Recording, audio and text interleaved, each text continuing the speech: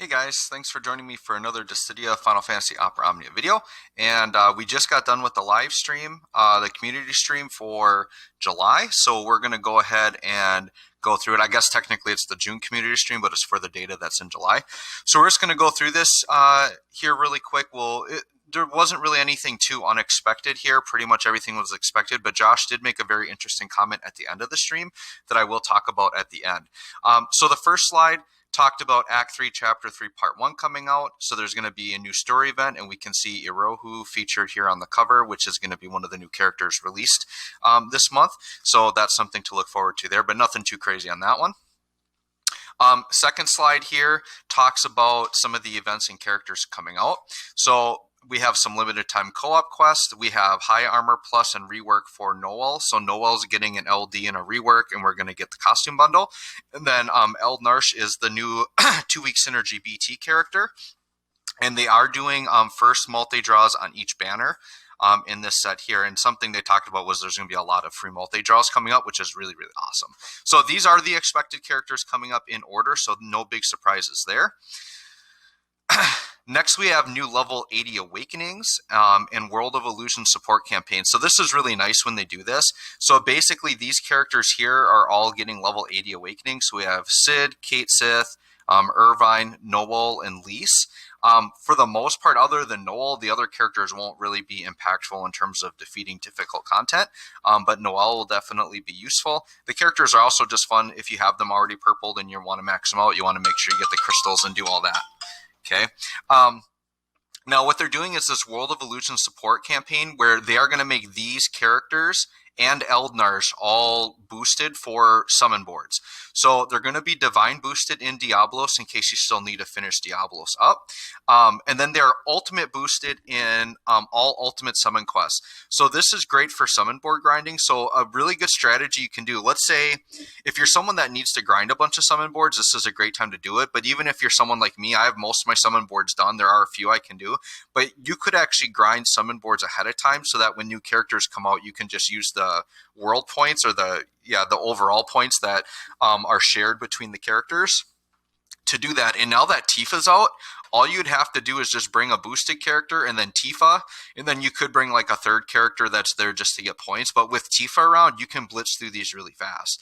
So what I recommend you do is you just pick one of the boosted characters that's really slow, and then Tifa will go really fast, and you'll just crush the bosses really quickly. And then you can even bring a Tifa friend, and so in case your Tifa doesn't go first, you can have the other Tifa. So I think with Tifa around, this is a really great time to do summon board grinding, so that's something to think about. And then they're also doing half SP costs for trials as well, which is really, really good. And then they're going to be adding Ultimate Brothers player missions as well. So Ultimate Brothers is something else that we can look forward to. The next slide talked about continuing the summer festival and doing a part 2. They are adding some new summer themed status badges. Once again, Josh did clarify that you're not going to get enough to buy all of them unless you have saved up tokens from previous events. So just plan on picking 1 or 2 maybe that you really like if you want to buy those. They are doing a special login bonus campaign where you'll get some ignits and things like that, books and ignits that you can use, which are really good. These are really good, especially for like newer players that are having trouble purpling some characters. I actually have gotten to the point where I have a lot of extra resources in this department, so it's not going to be a big deal for me. But I might purple some extra characters for fun just because they're throwing out the resources. So for 16 days, the rewards are going to change each day, but they're going to be a lot of different unique and good rewards there. More free multi-draws, and then just continuing sales and campaigns there. Next slide talked about Strago's Lost Chapter, and then they're going to continue Act 3, Chapter 3, and do the Part 2 of that. So this here, the secret character is Irohu, which we saw on the first slide. Ash is getting an LD and costume bundle, and then Eldnarsh is, once again, his BT is still featured. I'm going to be honest, for Eldnarsh's entire 2-week synergy, I honestly think all the banners are fairly skippable. So if you're someone that you are really low on resources after the Tifa and that last cycle with Bartz, that was like really, and there was like a lot of good characters in Bartz's cycle. Like now is a really good cycle to start skipping some banners. It really just depends on what your needs are or what you have. So I have like a really beefy roster. I've got tons of characters. So I'm honestly going to skip most of it Eldnarsh is going to be like the first 2 week synergy I think I'm actually going to skip. I am going to do summon videos, and so what I'm going to do is on banners that I'm going to quote unquote skip, I'm going to do like a 13 ticket challenge on each one, and then I can still make a summon video. But to me, that's basically skipping, and then who knows, I might get super lucky and grab an LD. The only character I think I'm going to seriously draw for is Ashe, and not because Ashe is like super amazing or meta changing or anything. It's just she's a fan favorite. So that's something I would always recommend too. Like if you like a character and they're just coming out or getting a new LD or a new rework, like always go for them because they're going to be relevant for at least a couple weeks. Some last longer than others, but if you really like a character, go for them. You know what I mean? So once again, it's going to depend on your box and everything, but I would say there's a lot of skippable characters. I don't think any character in Eldnarsh's stash is really like a must-have, right? And then they are doing high armor plus for Strago and Ashe as well. And that's basically to be assumed anyway. So any new characters moving forward are always going to get their high armor pluses. High armor plus resources are still very low right now. So be very choosy on who you pick for that. I've only done Bartz and Tifa so far, which I think is pretty common. Those are two characters I think a lot of people have done. So it's up to you to decide who you want to use your high armor tokens on. Next, we have Invaders from Distant Seas. So this is going to introduce the next BT, who is Lael. And then Celis, I think, gets a little rework, and she comes back with her LD again here. And then her costume comes back. And actually, Celis is one that I actually wanted her costume, and I forgot to buy it the last time.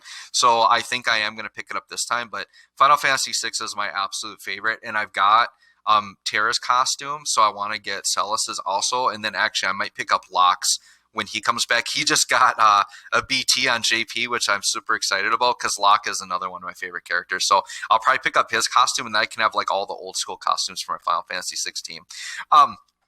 They're doing this special event called Invaders from the Distant Seas, and it's like a normal token quest, but they have this special appearance where Gilgamesh can encounter you, and then you can get Gilgamesh tokens to buy things. And basically what Josh says is there was a lot of complaints about how this was handled. Apparently in JP, he didn't really specify, but there was a way to make Gilgamesh appear more often through some type of means that he didn't specify, but apparently it made it difficult, right? So what they said is, for global, they're just going to make his encounter chance based on your quest level and nothing else. So as long as you're doing the most difficult version of the quest, Gilgamesh will have a high chance to appear, which to me sounds pretty good. Basically, even if you don't understand what he was fully talking about, it's basically saying that they're making it easier for Gilgamesh to appear on global, which I think is a good thing. They just took player feedback and changed it up a little bit, which is great. So since Lael's getting his BT, he's got the rework coming, and then high armor plus is coming for Celis, Cryo, Lael, and Kais. And of course, Kais is going to be back as well because Lael is all about launching, so there's going to be some launch meta going on here.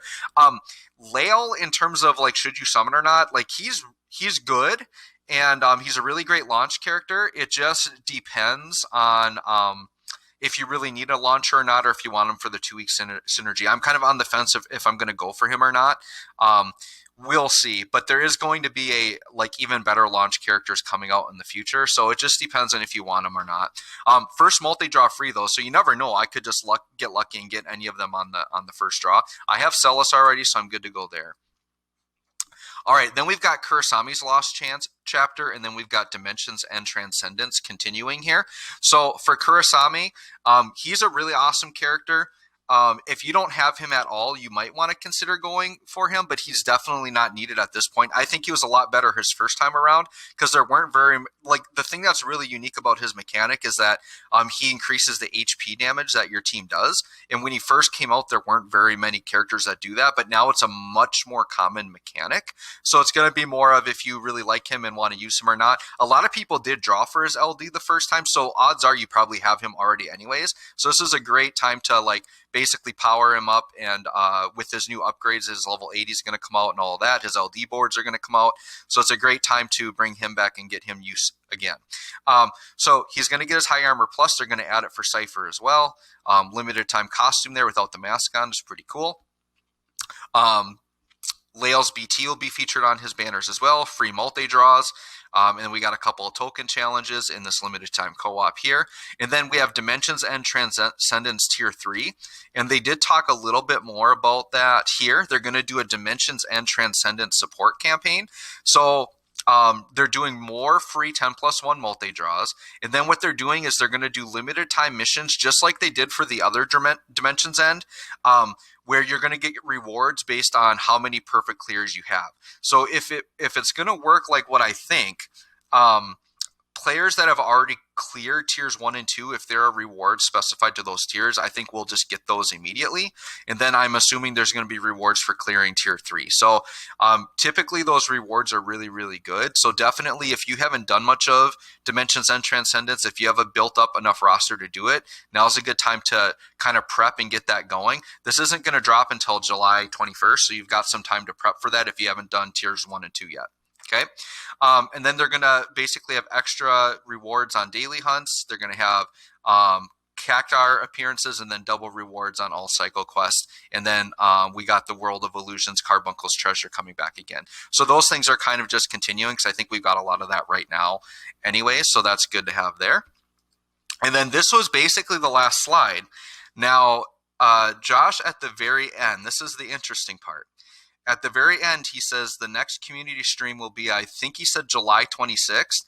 And basically he said you won't want to miss it. So that was the only kind of clue he gave. But typically when Josh gives hints, it's something big. And there were already rumors going into this community stream that there might be another Global First LD coming up. And to me, Josh saying that at the end is basically saying on the next community stream, there's probably going to be a new Global First LD. So I think this is kind of soft confirmation of a Global First LD for August. So we'll keep our eyes on that, but that was a nice little tidbit that he threw in there at the end. So anyways, guys, thanks for watching. If you have any questions or comments about the community stream, please let me know. Otherwise, thanks for watching, and we'll catch you all in the next one.